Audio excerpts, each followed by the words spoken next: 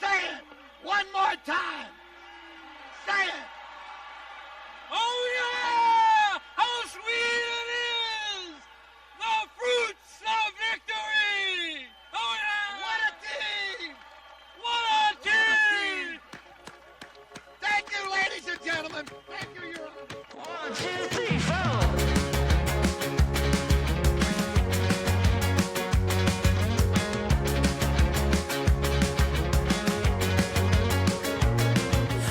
Welcome to the RTD Sports Podcast. I'm Matthew Kiewit. I'm joined as always by Savannah Rieger and Zach Joachim.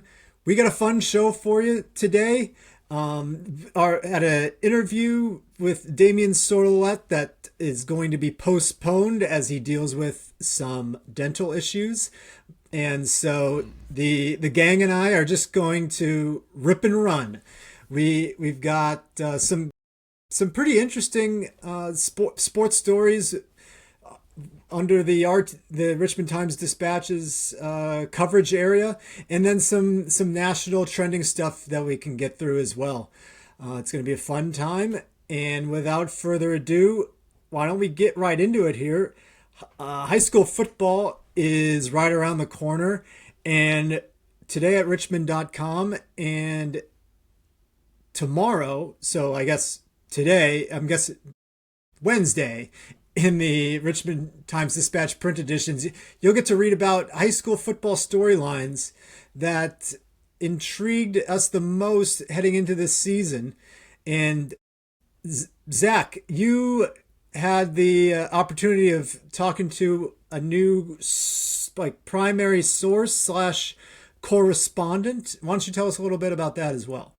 Matt, I'm going to throw in a plug here for some okay, here we goes into your intro bit for this podcast, because it's something that I associate just with your vernacular. For anyone not familiar, that's like the Dak Prescott thing from when he's mic'd up at the line. You can hear him very audibly with the okay, here we go, and that's his cadence for the snap. And Matt does it all the time in the office, and Savannah and I enjoy it a great deal. Malcolm Bell is a... Sorry, go ahead.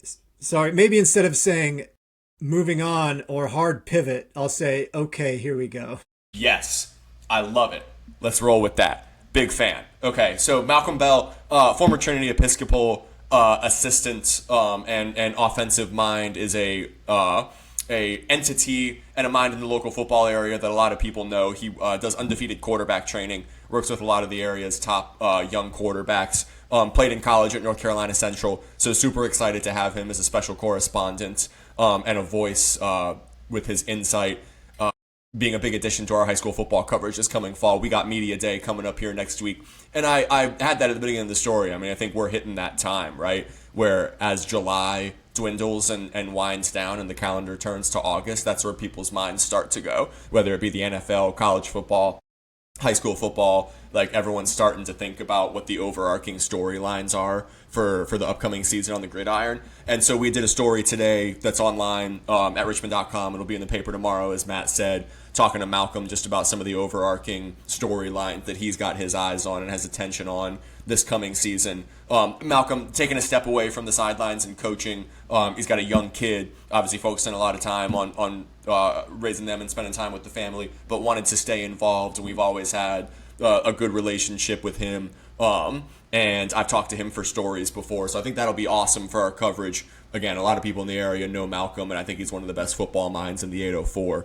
So we talked about what he'll be focused on this coming season. Varina and Benedictine. Like, we're going to do rankings coming up soon here. I don't think I'm spoiling anything by telling people that the Blue Devils and the Cadets are going to be at the top of it. They're the class of the 804 this coming season. Varina, your reigning Class 4 state champions. Benedictine, your 3-time defending VISAA champions. Varina led by All-Metro Player of the Year Caleb Weish, and a wealth of talent around him.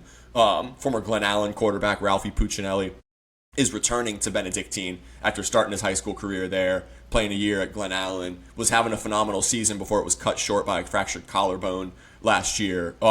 And so now he's coming back, adding the really dynamic element to that offense. They also have a transfer running back, Jordan Clark, that I'm really excited about, from James River, who had a great season for the Rapids. And I think, if anyone knows Benedictine, you know that they're dominant up front. And the offensive and defensive lines are so much of the time their calling cards. So I think when you put a guy like Jordan Clark in that backfield, that's really exciting, and he should be primed to have a phenomenal season for them.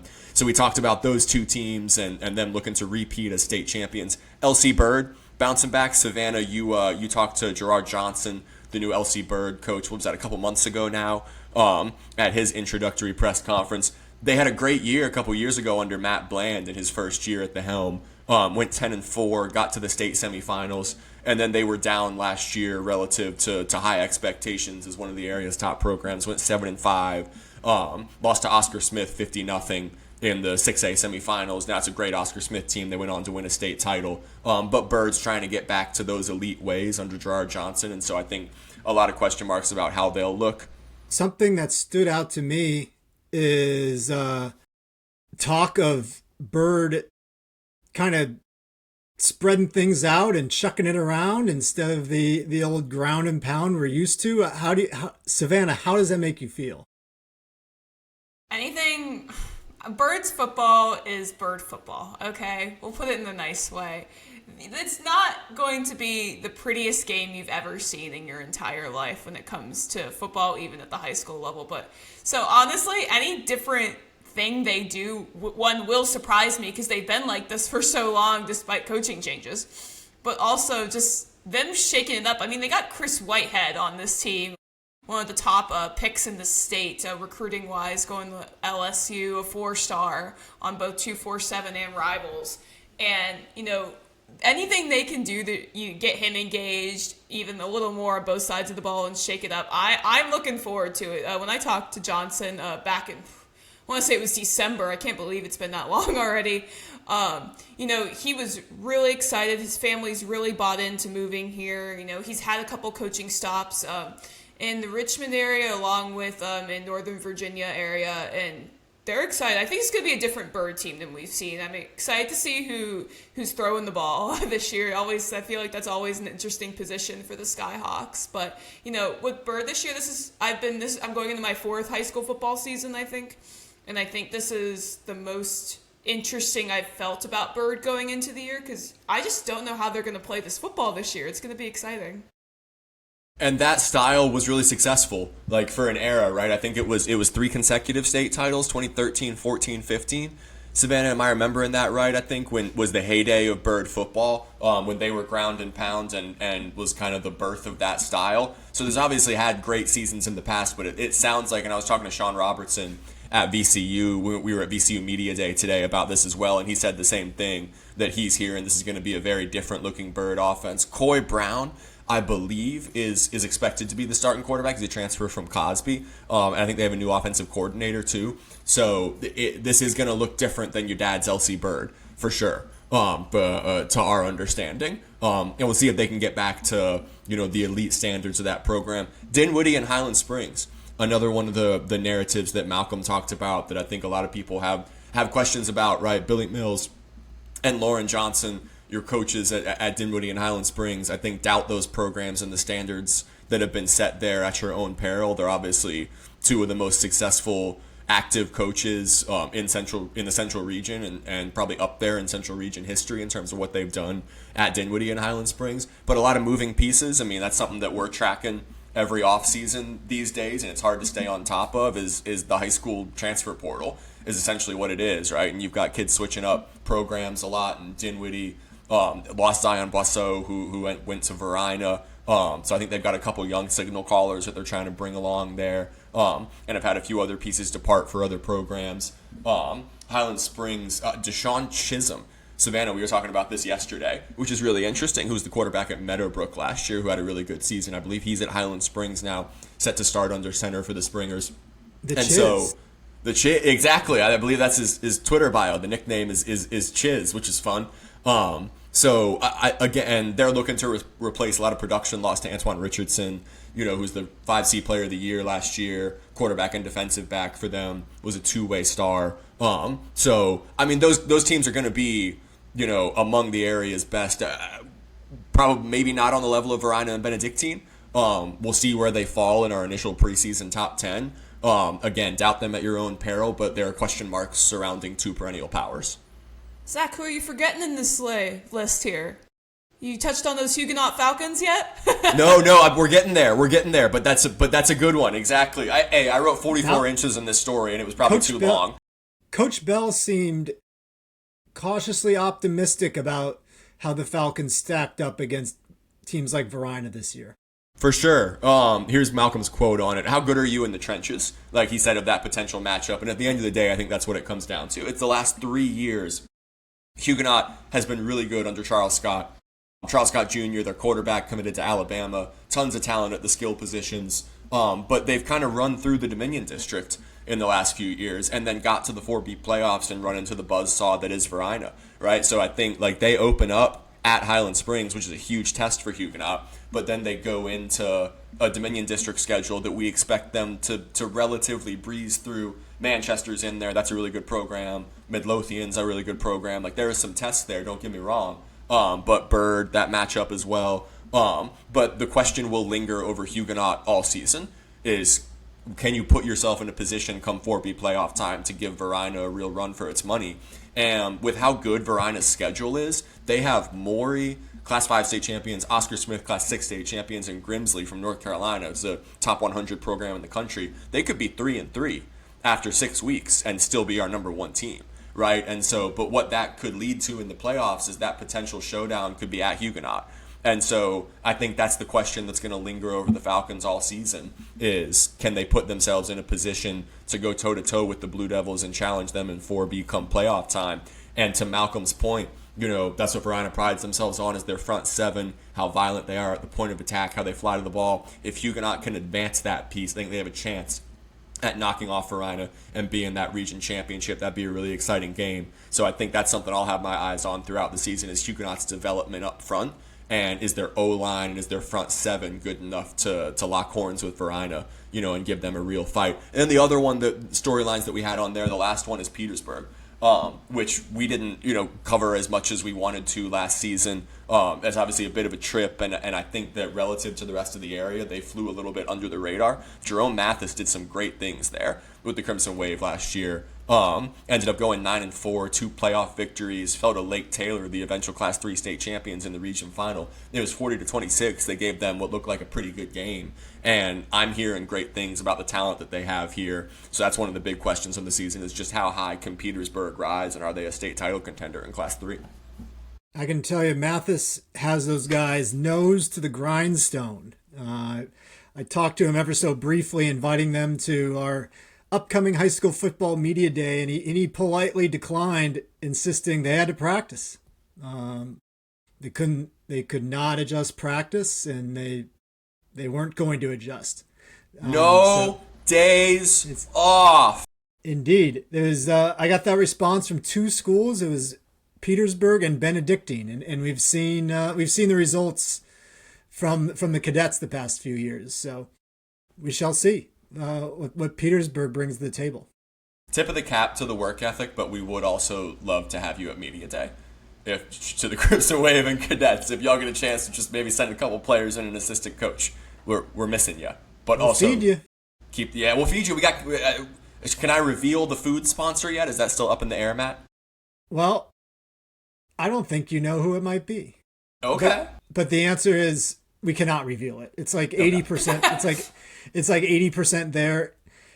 We had Raising Cane's last year. I'll just say it'll be in the chicken arena. That's exciting. His eyes. Don't say it. Savannah, anything But you come to mind? you might see a bus driving around Richmond with that'll give you a hint. Savannah, anything come to mind for you storylines wise on any of those points that we already touched on, or just any other ones for the season that you're thinking about? I mean, I had something, but now I'm running chicken buses in my head because Matt gave me a hint. I was Move gonna on. I was gonna say with Huguenot, this has to be their year, right? Like Charles Scott comes in and brings all these kids with him. Now they're all seniors. You know, this has to be Huguenot's year with their schedule. It's favorable for them to maybe host that Region 4B championship again, like they did a year ago. And I look at all this talent all across the board that the Falcons have. this has to be their year. Like, if they can't beat Verina this year, I don't know how they can keep doing it. There's just so much talent on that team. Should we go one step further and go first take style? I say week 2 against Highland Springs? The Huguenots game against Highland Springs is a must win. Yes. Wow, putting them on, and they have a bye week 1, so that is their season opener. The week 1 bye. I mean, what is their signature win with this group? No offense to them. What's the win that they hang their hat on? Remember last year with Huguenot, they lost to St. Chris in that first week. St. Christopher's in that first week. And, that was a game we looked at least the voters on the RTD side here for the polls and the rankings. We looked at that game all year. Because and Huguenot Huguenot did finish the season stronger than St. Chris. But I feel like they got to get out of the gates and beat Highland Springs so they believe. Not that they lack confidence. We know those kids have plenty of swagger, but I really think they need to beat Highland Springs to show themselves that they can compete with the best of the best. That was an ad on our website. I'm so sorry for the background noise to anyone that appeared to. But yes, so to Huguenot's credit, they were probably the second best team in Class 4 last year, right? Like Verina they gave Verina a much tougher game than, what was it, Savannah? Was it 44-0 against Loudoun County? What was the final of that state championship game, right? Yeah. So that 4B running clock championship. That 4B championship game is the state championship game. Right, so and I think Huguenot, they've beaten Manchester in these last few years, right? I don't know. That was a good win. Yeah, Midlothian, Bird, the good teams at Powhatan, there's good teams in the Dominion that they've beaten, but they certainly, you're right, don't have that kind of hang your hat on it signature win outside of their district in this era yet, and so they're going to come into Highland Springs and Airport Drive with their hair on fire, looking for that victory to say, hey, we've proven how we stack up against the area's elite. That's one of the toughest places in the state to win. I think a lot of the top programs will tell you that. We've all been to games on Airport Drive, and Victor W. Kreider Stadium is an amazing atmosphere. And that place is going to be jumping for that game. Savannah, I'm jealous. I think we preliminarily talked about this, and you're going to be there because I'm going to be down at Powhatan Field in Norfolk to watch Verina against Maury, which is a game that's going to draw, I think, headlines around the state because it might be the top 2 teams in the state facing off against each other. But that Victor W. Kreider Stadium is going to be awesome, and that's an enormous game for Huguenot early on in the season. Because if they can win that, then they're going to have all the confidence in the world the rest of the year that they can get to playoff time and lock horns with Verina. And, I don't feel like we can completely fault Huguenot for the schedule. The Dominion District, you got to play everyone. And that's a big district. They got to get through all those games. So, I like seeing Huguenot go out and schedule Highland Springs as one of the few spots they have for a non-conference, non-district game. They did that with St. Chris last year, too. And St. Chris loved that game because they got to go measure themselves up against a good team, knowing they had Trinity and Benedictine down the stretch. So, it's not, you can't fault Huguenot for the schedule or anything like that. It's how the rules work. But at the same time, that is a must-win game, as Matt said, I think, week 1 for the Falcons. We love those games, too. And credit to Matolica and Benedictine, who are playing again this year, right? Glen Allen and Trinity, who are playing again this year. Anytime we get top-tier BISAA, VHSL competition, it's awesome for us because it helps us answer those questions about how those teams stack up the rest of the season. Okay, here we go. There was some fireworks the other night. And don't know if you caught them. You may have, whether it be on social media or richmond.com through our coverage.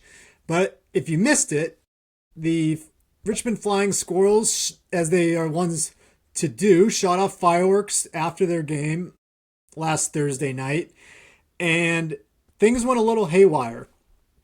One firework that was basically supposed to go straight up in the air went straight to the side and shot across the field into a dugout. It looked like that may have happened with another firework. In any case, we had the initial story on Friday that our talented young newsroom intern Audrey tracked down. She talked to folks who were in attendance at the game. They described the scene. One person described, confusion and chaos. One person was just confused and thought maybe that was all part of the show. And more details have emerged since the incident, and come to realize we got confirmation today that actually it could have been much worse had it not been for an assistant. I believe our assistant fire marshal. I believe his name is John Washington. If someone wants to check me on that, he emailed the Flying Squirrels on Monday, July 20th, and said, "Hey guys, I noticed you guys shooting off fireworks, and that's fine, but I also see a lot of people kind of milling around the field." And he asked them, "Hey, can we get everybody off the field except for the person shooting off fireworks?" And Flying Squirrel says, that sounds like great advice. We will do that.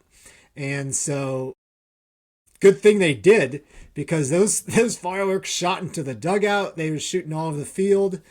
Apparently one fan reported a penny-sized singe on their skin that was considered minor. And the Flying Squirrels said there were no other injuries, thankfully. And then I guess there's some cosmetic damage to the field where they had to paint some sections of the grass green again. So, could have been much worse. Luckily, we get a funny story out of it instead of a sad story. It is John Washington. I'm looking at our esteemed colleague, John O'Connor's story right now. He was tracking that down live yesterday when we were in the office. During our meeting.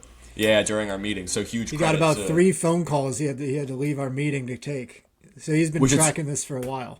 His ringtone is a barking dog too, so it always very telltale, synonymous with his brand. We love it. But he was tracking that story down. So huge credit to John for some great journalism there. And it is John Washington who seems to maybe saved some what could have been serious injuries. So huge credit to Mr. Washington and the fire department there on noticing that there was a safety hazard and correcting it just in time for the in-your-face fireworks, which they are called, which everyone obviously had fun with that name over the last few days because it was a little too literal. X was really fun watching this. I was looking at a lot of the quote tweets because some of these big national accounts were picking it up too. I saw John Reddit Boy College picked Football even found it. And I had a lot of people being like, "This is the biggest headline that a team in the Giants organization has had all year." It's fun. And if you actually watch the video that trended in the back, if you have the volume on, you could just hear this guy just cackling the entire time it's happening. Yeah. I was like, what is going on at CarMax Park? This is Richmond, Virginia. Yeah, my friends on the West Coast sent me videos of it. Like, did you see this? Like, yes, I in fact I did. It did come across my desk.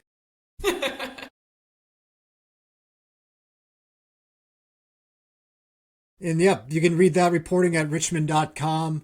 And speaking of richmond.com, we've got almost all of our all-metro teams up. The last 2 will be up any day now. I'm getting there with soccer, folks. I'm sorry. I was on vacation for a couple weeks. We're finishing it up. Soccer is almost over the line. Savannah is done with her portion of her all-metro teams. We got lacrosse printing on Wednesday. It's up and live at richmond.com. Everybody give Savannah a round of applause. Thank you, guys. Been a little anxious over the last few weeks of all these all-metro teams coming out. Yeah, they're fun. They're fun. We've said it before. It is hard, very hard to pick them because we know how much they mean to you all. So I hope, I'm sure there will be those who think there were mistakes made, but I hope it wasn't due to lack of effort, because it certainly was not. And got anything else to add on that, you guys? I remember how much I coveted those accolades and, having my name in the paper, as a high school athlete. And I know we talked about this, with the Washington Post sports section news over the past year, and they're all Metro teams, and that was a lot of everyone's first question was like, how are they going to put these out? Where do these go? And so, we hope that it still means the same and carries the same weight as it has for a long time. And we were high school athletes, who got excited about having their names in the paper. So to Matt's point, yes, like we take the responsibility seriously. It's always subjective. It's always going to be difficult. You could always split hairs about first versus second team and second team against honorable mention. And sometimes you have multiple player of the year candidates, who are really close measuring up against each other. We give that all of the time and attention and detail that it warrants and that we're able to, and we take the responsibility seriously. We do. We go through almost every possible scenario and how every single thing of how a player could be a player of the year or a first teamer or second teamer or an honorable mention. We go through almost every scenario, and it's not easy. I still I'll turn in an all-Metro team, and I'll just sit and maybe stare at a wall for 20 or 30 minutes after being like, wait, should she have been first team? Should she be in second team? Wait, can I find a way to also get her on the first team, even though I can't find a way to get her on the first team because I've tried for a few days now? It's crazy. But all Metro feature interviews are I think maybe my favorite type of interviews to do. I love going and just sitting down, no recorder really in sight, even though it's there, it's not really in sight, and just talking with these kids and hearing a full story. They're not sweating after a game. They're not prepping before a game. They're just in their school uniform and they're representing the best of the Richmond area. And those are some of my absolute favorite interviews to do because I feel like you can ask them anything and they're so open. And that's what I really love about All Metro is being able to honor some of these amazing kids like that. You said you had trouble sleeping last night, right? I mean, genuinely, like, it will keep us up at night sometimes thinking about, like, did I get this call right? Like, did this kid, first team versus second team, etc. So we promise everyone out there that we pay it all of the attention that it warrants and that we're doing our utmost to honor the kids who deserve it.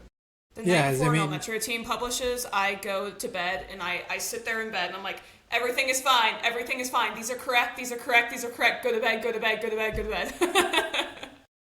Because, I mean, if you think about it, the last person on the first team and the first person on the second team who didn't quite make the cut, there really isn't a ton of difference there. Or, the last person on the second team versus the first honorable mention. It's, the margins are razor thin. And so, those calls are tough to make. And you might have someone who played an easier district schedule or is in a lower classification and had great stats, right? But the person in the higher classification, their team won a state title and they had a huge game in the playoffs and everything like that. And they didn't play head-to-head. So you don't have, this hitter versus this pitcher, etc. This striker scoring a goal against this great goalkeeper and everything like that. So a lot of the time you don't have easy one-to-one comparisons. And we have 50-plus schools, between VISAA and VHSL. So we're doing our best. Those are difficult calls to make. I know you've had people tell you this too, Savannah, but I've had people, when I talk to coaches about the rationale of the team and we talk through the whole thing at the end, they'll be like, man, I don't envy you guys because this is hard. So thank you for doing this. And so all input and insight from parents, players, coaches, fans is immensely appreciated in helping us put these teams together. Normally we'd kick it to an interview now, but like I said at the top, we're going to let Damian rest up and we're going to talk to him after Virginia Tech football media day. I believe that's the first week of August. So we'll touch base with Damian before the start of the season and after those media days. Right now we're going to tackle some national and trending topics. We have a rare quick hits / RTD coverage crossover. Are we skipping over Rothstein? No, this is the crossover. This is Rothstein. Okay, I'm sorry. Yes. I preempted it. My bad, Matt. You may not have seen on Twitter yesterday. Rothstein weighed in on the VCU and University of Virginia. Ryan Odom possibly not playing the home and home series with VCU, but credit to Rothstein for everything he does. He's a great insider. Great advocate for the sport we all love, college basketball. And this is also what I dislike about Twitter/X.com. You can post something that is meant to be informative and you're just missing so much context because you're limited to 240 characters. But luckily we have Zach Joachim here who can actually tell you everything you need to know about what the heck the deal is here. As you said, I have a lot of admiration. I'm not trying to start a John Rothstein beef here, because I'm sure I would lose. I do love my Rothstein. We sleep in May and all that. I'm a big fan. But his post was a little confusing.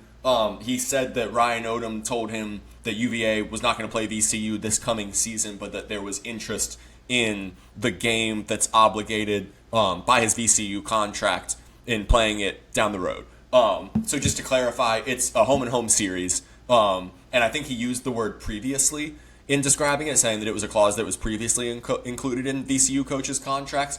That's not true. It was included in Ryan Odom's contract. It is included in Phil Martelli's contract. VCU raised the buyout from $250K in Odom's contract to $500K in Phil Martelli's contract for the series. I think in part that's a response to Penn State bought it out.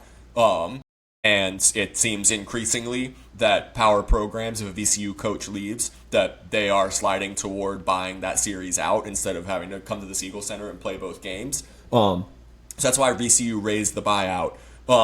And there's a 3-year window is a really key stipulation here too. So after it's Ryan Odom's 2 seasons at UVA now, and after he left, that started the clock. So it's next scheduling cycle when UVA will have to make that call about whether they want to schedule the games at VCU or buy it out for $250,000. Ryan Odom and Ed McLaughlin have a really strong relationship and a good friendship going back to their days at American together in the early 2000s. And so my understanding is that from a VCU perspective, they expect UVA to buy out the home-and-home next scheduling cycle when that window starts to close. Look, I grew up on college basketball in Virginia, going to ODU games, and I know that I have a lot of friends who went to UVA. There's so many people around the state on both sides who want those games to be played because it's just fun. And I think, I don't think there's any UVA fans that would contend with VCU's good enough that it makes sense competitively for UVA. Like, if you lose at the Siegel Center, that's not going to tank your at-large resume if you're UVA. You have plenty of opportunities to boost it in ACC play. And so that game makes mutual sense from both sides. And there's UVA fans, VCU fans who want it to be played. But my understanding is that the expectation from VCU is that UVA will buy it out. But I do think because Ryan has some sympathy for VCU scheduling difficulties as a recent VCU coach, and because he has a strong relationship with Ed, that they'll have honest, candid conversations about that. And I think there will be interest from UVA in perhaps playing a neutral court game to kind of fill that down the road in the schedule, because that also adjusts the net, and the neutral court games don't have the potential to hurt you as much should you lose them. And so I think we'll probably get them playing in the years to come, but it's not going to come in the form of the traditional home and home that's in the clause. My expectation is that UVA will buy it out next scheduling cycle, and then maybe we'll see like a neutral court one-off game between them to kind of replace it in the years to come. Zach, what do you think like a fun, neutral site location could be? That's a great question. I saw people joking about the Richmond Coliseum, which obviously is now defunct and they can't play the game there. Razor wire and all. Yeah. Maybe DC.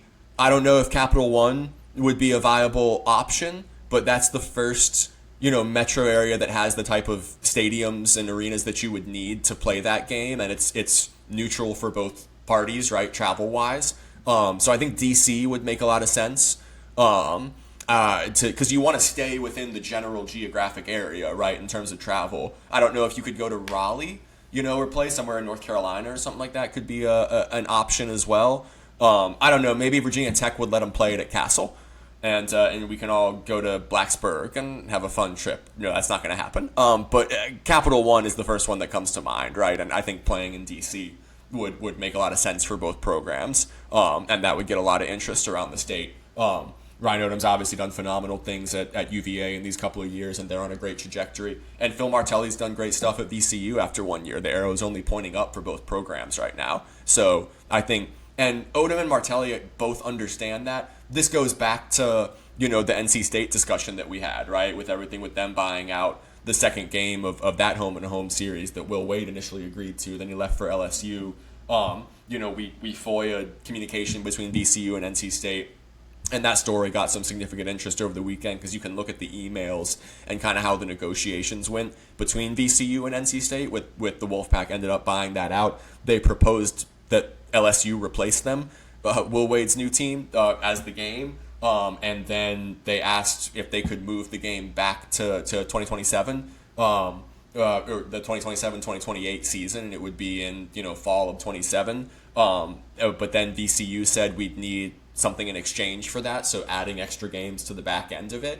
So it was just interesting to delve into how those negotiations look between athletic departments. But I think at the end of the day, there is and this is conjecture, I haven't had any coach tell me this or anything, but talking around the college basketball circles, the power conferences do not want their teams playing a game like that and going to VCU against a mid-major that is going to be, in all likelihood, in the bubble conversation, along with some of your middle tier teams in your conference, right? Like I think about an Auburn last year in the SEC, who was right in that bubble conversation, right around VCU. The Big 12, the Big 10, the SEC, the ACC do not want their schools giving those games to those types of teams that are going to help their resume and potentially knock one of their teams out of the NCAA tournament down the road. So I think at the end of the day, decisions like this, my conjecture is that it's out of Justin Gainey and Ryan Odom's hands, and that it's a top-down, remit from the conferences that we just don't want you playing these games.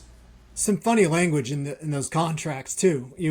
You and I were, you can read the contract. We have it uploaded to richmond.com along with Zach's story with the emails, and there was some funny language that said that no buyout was necessary if certain things happened, and I believe the first thing on that list was an act of God. If some sort of an act of God prevented the game from happening, then they don't have to buy it out. So maybe Odom is prudent to wait and see if God intervenes. Force majeure. I don't know if I'm saying that right, but it's clause number 9 of the contract, which is really interesting. Neither party should be required to perform any term, condition, or covenant in this agreement, so long as such performance is delayed or prevented by force majeure, which shall mean an act of God, pandemic, epidemic, public health emergency, strike, lockout, material or labor restriction, or other order by any governmental authority, etc., etc. And that was funny. Another thing in there that was interesting is which is common for these contracts, but the home team having exclusive TV rights to the series. And so I think that adds some extra insight into why VCU would be aggrieved that they played in Raleigh and then didn't get the return game in the Siegel Center. Because aside from home court competitive advantage, from a financial perspective, the home game is more valuable for both teams and for their conferences. So this isn't just VCU, this is the A10 losing TV rights to what would be, a game against a power conference opponent that would have drawn really good attention for the conference. So I don't know, that probably gets into the nuts and bolts of the conference arms race and why the ACC and other power conferences don't want those games played. Yeah, if you're buying into the top-down conspiracy, it makes they're just kind of cutting off or starving the smaller conferences of resources. They don't have they won't have those signature wins, and their tournament, it kind of goes back to our all metro discussion. They don't have those apples to apples comparisons when they don't have any head to head matchups. So it's a lot of subjectivity when the committee gets together and says, well, I watch them and they look better, and then the argument against the mid majors would be like, well, who have they played? And that'll just be the argument forever. And then without the TV, and then with the power conferences raking in all the TV money and cutting off TV money from smaller conferences, again, that's less money to invest in those programs. Precisely, and that makes me think too. Credit to Will Wade, who was willing to schedule. He played the first game, and I fully believe that if Will Wade was still the coach at NC State, that game would be happening this season, and that's because Willie the Kid, as I think they called him at McNeese, shoots from the hip and is the type of coach that if there is a top down, trying to phase out the smaller conferences by the bigger conferences, he would be the kind of coach to say, I don't give a crap. I'm playing the game anyway. Yeah, I do what I want to do. Strikes me as quite contrarian. Indeed. Indeed. So I think that's how that got scheduled in the first place. But everything that I heard, too, surrounding VCU and their communications with NC State was that Gainey and his staff were very honest the whole time with Martelli and his staff and telling them that the game wasn't going to get played. So it is what it is. I think VCU has some new scheduling announcements coming out soon here with the non-conference schedule. Martelli wants to play as difficult of a schedule as he can, and so it's an uphill battle, but I think they've put together, all things considered, a pretty strong non-conference slate here. Okay, here we go. Moving on, we got Kirk Cousins, named QB1 heading into the Raiders training camp. Oh, yeah. Just something that rocked the football world to its core. No, I think this is one of the worst kept secrets, and I don't even think we need the qualifier of heading into training camp. It sounds like Tom Brady wants Fernando Mendoza to sit, and I think it's Kirk Cousins' job to lose, basically. And it really doesn't sound like he can do much to lose it, aside from getting hurt or just coming out of the gate and being completely incompetent. I think that's what they want to a degree, right? I mean, he can almost play too well, and that would be more likely for him to lose the job because they want Mendoza to sit this year and they want to get a high draft pick. And so I think Cousins could play very poorly for a while here, and he'll still be starting. Yeah, He'll have opportunities with the Raiders. Yeah, and obviously it's in their best interest to tank. We'll see how long guys like who's their coach again? Kubiak. We'll see how long Kubiak in TB12 can actually stomach losing. It's one thing to say you're fine with the results, but it's another thing to live through them. So we shall see. Credit to Kirk Cousins. He has put together quite a body of work for no one ever being quite sure if he's good. He had some stretches, I think, of being good. And he had one big game last year too, right? Wasn't it that Thursday night football game? Yeah. I forget who it was against, but he had against the Bucks. He had one huge blow up game where like Kyle Pitts and Drake London went bonkers, right? And it was on Thursday night. So I mean, he can't throw the deep ball anymore. Walk-off touchdown. Who could forget? Oh yeah. How could you forget? The accuracy is still there in the short to intermediate range. Anticipation. We can read a defense. Just the arm strength. It's never been awesome. It seems to be fading even more. But he's got Brock Bowers. And if Brock Bowers is there at the end of the first round in fantasy, I might take him. I've never taken a tight end first. Him and McBride are tempting there. I don't know if I'd go first round. Second round, though, certainly, to get that top tier tight end production. The middle rounds can be a bit of a no man's land. I think the prevailing sentiment is you either take those two elite guys or you wait. Then you take someone toward the back end and you can stream the position too if you need to. But yeah, Bowers and McBride are certainly tempting there right after the 1-2 turn. Especially because they're going to throw the ball. Yeah. Yeah, they're going to be losing some games. And it really seems like Brock Bowers could be the JSN of Kubiak's offense, where they just funnel targets to him. Speaking of quarterbacks, a guy who creates probably more polarizing discourse at the quarterback position, at least online, than anybody in recent memory. Justin Herbert.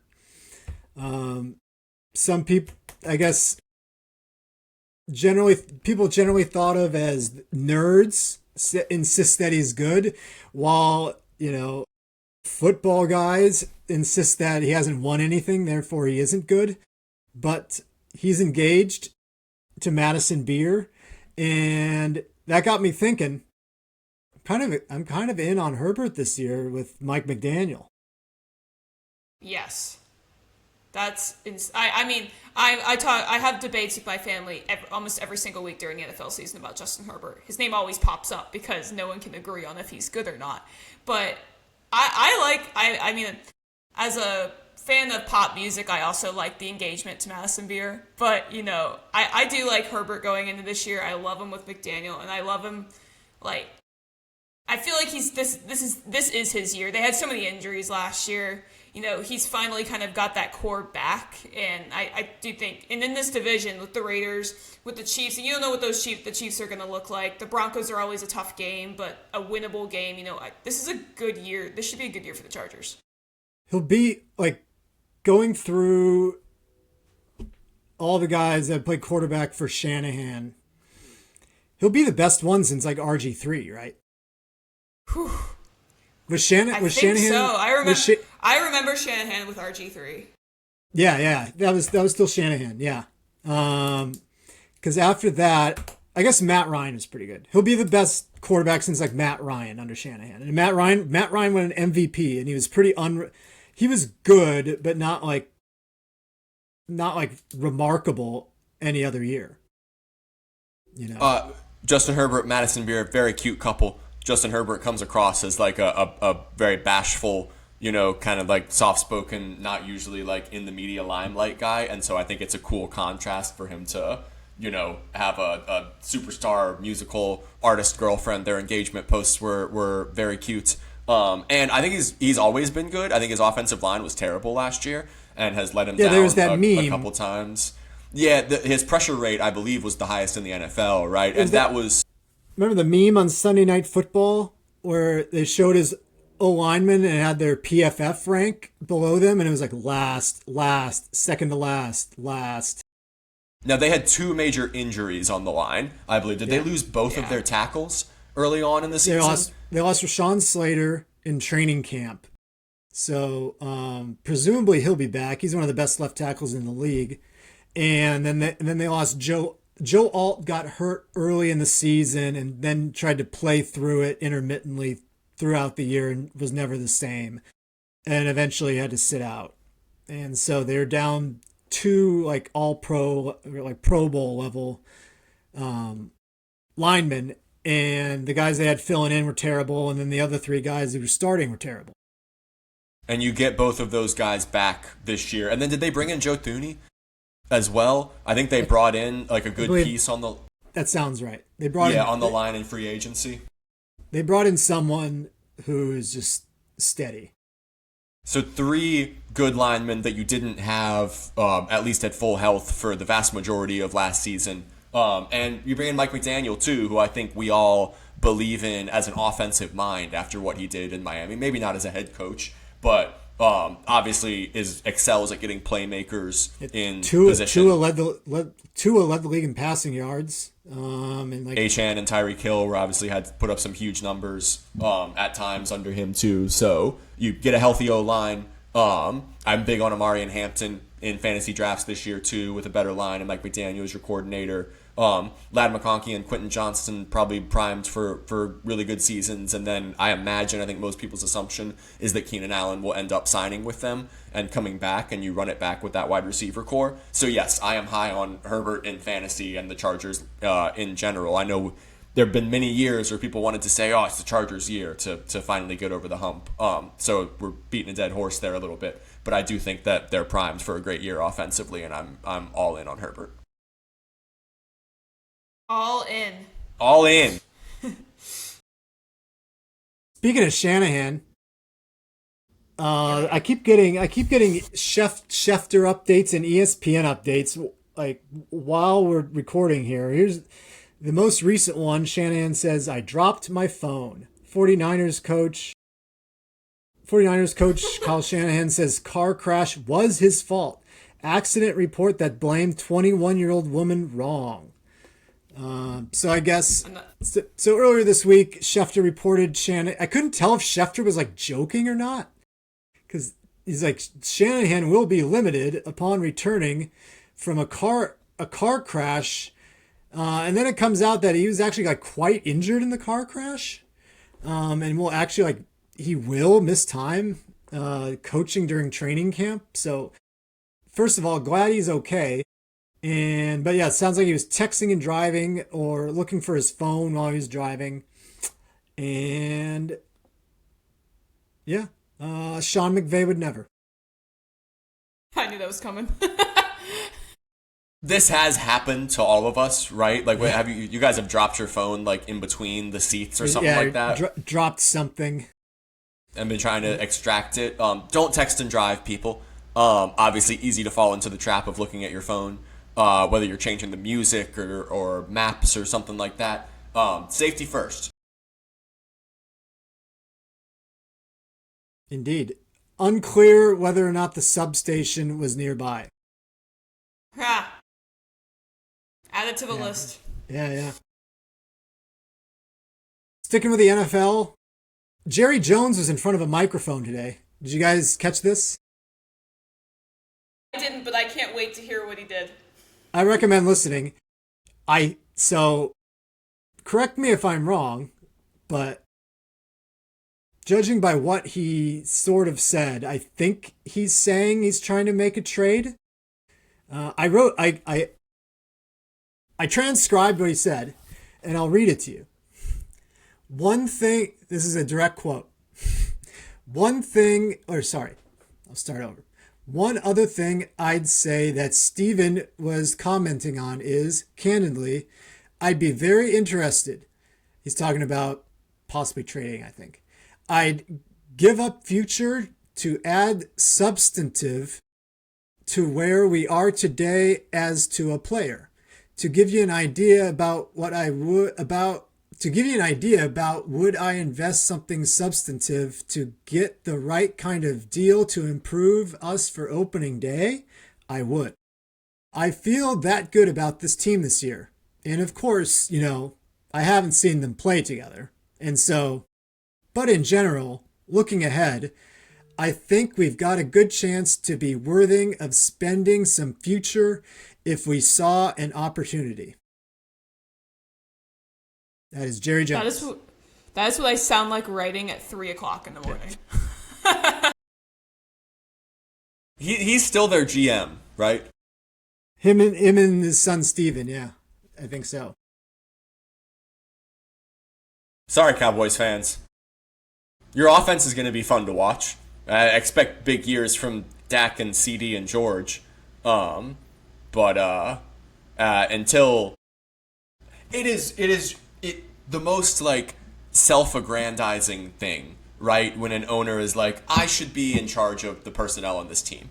Like that, I have always hated that so much. Like I was listening to some podcast. It might have been the Ringer Fantasy Football Show. Somebody found a quote from when Jerry Jones bought the Cowboys. And he said something like, I will be making the player decisions. He said it from day one. He has wanted to feel in control, and he wants to win, and he wants to feel like he was part of the reason that they won. From Schefter right now, Packers officially placed Micah Parsons on the PUP list. So maybe cool throwing Jerry Jones as a GM. Yeah, they said they're going to be... I'm a big fantasy footballers fan, and that's how I get a lot of my fantasy football news, and they were saying that Parsons has said, I'm going to take it slow, coming back from the injury, so I don't think the Packers expect him back until like midway through the season. But they're a Super Bowl contender if he's healthy, I think. He changes that defense so much. What were they, 9-4 last year when I think Parsons went down and then Jordan Love got the concussion? And then they floundered toward the end of the season with Love not healthy and Parsons out. So if they can get him back, then in a really tough NFC North, I think of them as a Super Bowl contender. My dad's a Packers fan, by the way. Shout out Baraboo, Wisconsin, which is where he's from. Cool town. Cheeseheads are great. I always love just listening to the football culture up there. They love their Packers. That sounds like Cowboys. Maybe all in.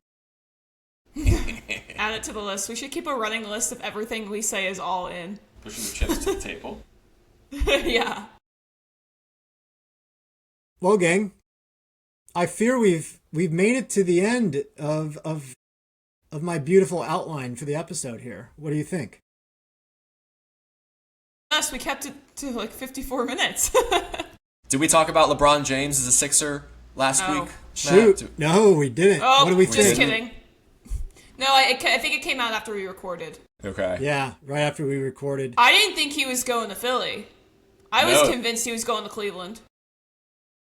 Yeah, that surprised me, and I really like the move because he took the veteran minimum too, right? Like it's a 2-year, $8 million deal. He could have got a lot more money if he wanted to, but he clearly wanted to go somewhere where he could kind of write that last chapter of his legacy and potentially win a title.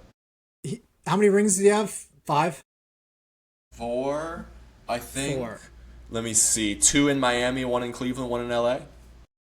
Was the LA one of his Yeah. bubble ones? It was the bubble Yeah. championship, so some people do put the asterisk on there. Yeah, he has 4 rings. He's gone to 10 finals, so he's 4 and 6 in the finals. Yeah. So He's gonna play point guard too in Philly. Yeah, which is interesting. It'll be cool to see, and I think that probably suits him at this point in his career, right, to be a distributor. And we'll be fascinated to see how what is obviously a generational basketball mind, wants to set up Joel Embiid and Jaylen Brown there. if he gets to 5 titles, obviously Jordan is still at 6. Does it do anything for the Jordan versus LeBron arguments? Obviously no one's going to change their mind, but does it do anything for you? For sure. I think if as I think the small majority too would still put Jordan over LeBron, but that's maybe close to 50-50. I don't know. More championships certainly helps your case, and I think that's why I like this move for him is going to a city that surprised a lot of people. And also the Sixers haven't won a title in quite a long time. Was it the 80s when the Sixers last won an NBA title? I'm looking that up real quick. But yeah, I think if you can add that Was it narrative, with Petersburg great Moses Malone? I believe you are correct there. Mention. When is it here? Somebody stall for me while I look this up. They've won 3 NBA championships: 1955, 1967, and 1983. So yes, have not won one. And what's 17 plus 26? Is it 43? Is my math right there? Don't make me. Okay, I'm Sounds sorry. close.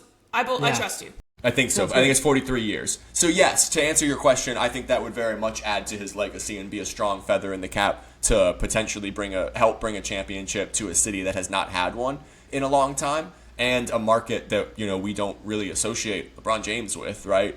I think that would certainly close the gap and make it an even better argument between Jordan and LeBron that people will be having in barbershops for generations to come, which is awesome. You guys want to plant your flags, by the way? I don't know if we've ever talked about that explicitly, Savannah and Matt. Which side you on, Jordan or LeBron? I'm Jordan. Maybe I might be biased because I grew up. I don't watch much NBA anymore, but I did grow up rooting for the Lakers and Kobe. And when LeBron, I definitely fell into the camp of people that when LeBron came to LA and he kind of, how he does this thing where he kind of hijacks the front office. That kind of turned me off. So, nothing, I guess nothing that he's done. So my bias, or I guess my feelings come from more of his off the court antics, if you will, more than his accomplishments on the court, of which there are many. But Jordan was not without his share of off the court controversy either. I guess I was just too young to process it really. So I guess I'm kind of talking out of both sides of my mouth, but yeah, I guess the Kobe fan in me sways Jordan, just because I don't know. I soured on LeBron when he was with the Lakers.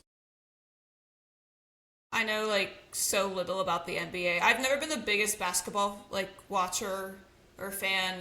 Even I watch college way more than the NBA, and I don't watch college basketball a lot. So only really around conference tournaments and March Madness maybe. So I'm not the biggest or fine-tuned voice of reason here in this discussion. But I guess I'll take Matt's opposite side and go LeBron because I've actually watched him play on my TV. I have never seen, even when, I know Jordan was with the Wizards at some point. Were they the Bullets then? I can't even tell you. But They're the Wizards. They're the Wizards, but they were blue. Yep, there it is.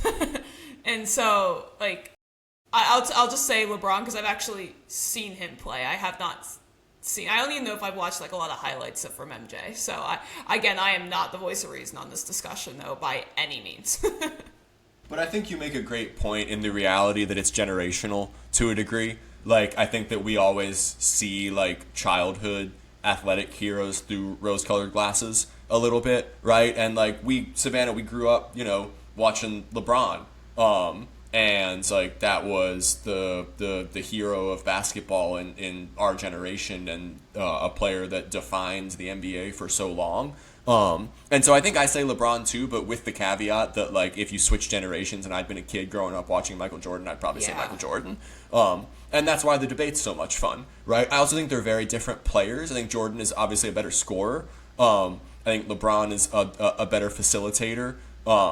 And, to the point of him being a point guard here in the latter stage of his career, I'm not sure Jordan ever could have done that. And I say that in part to Jordan's credit because Kobe never could have done that either because they're those alpha scorers who said, give me the effing ball, right? And that has its own credit to it, and that's never how LeBron has been. He's been that in moments in his career when he needs to be, but he, I think, prefers to be a facilitator and have a Kyrie Irving or a Dwayne Wade next to him, right? As that big shot maker and that primary, give him the ball in crunch time if you need somebody to create. So if they're playing one-on-one, I'm picking Jordan, but if I'm building a team to win a championship, I'm going to start with LeBron because I think I'd rather assemble pieces around him. But also, it's just a generational thing, and if you grew up watching one of them, it's probably going to be your answer.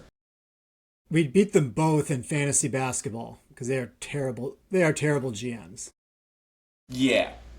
I suck at fantasy basketball, though. I tried to do it for a little bit, and I couldn't. I'm zeroed in on football, and I tried baseball for a little bit. Our colleague Vince showed me up in baseball. He's the best fantasy baseball player I've ever been around. So the different sports, the fantasy skills don't really transfer. It's super different trying to manage a team in basketball. I didn't have the attention to detail to be changing my lineup every day. So tip of the cap to you fantasy basketball players out there because I thought it was difficult. Yeah, I don't play fantasy basketball either. That was just a joke about LeBron and Jordan being terrible at building teams. They're probably better than Jerry Jones, though. Indeed. Well then, should I wrap us up? Country roads, take me home to the place I belong, West Virginia, Mountain Mama, take me home, country roads. Thanks for tuning in to the RTD Sports Podcast. Be sure to look for new episodes every week on YouTube, Spotify, and Apple Podcasts. Goodbye, everybody.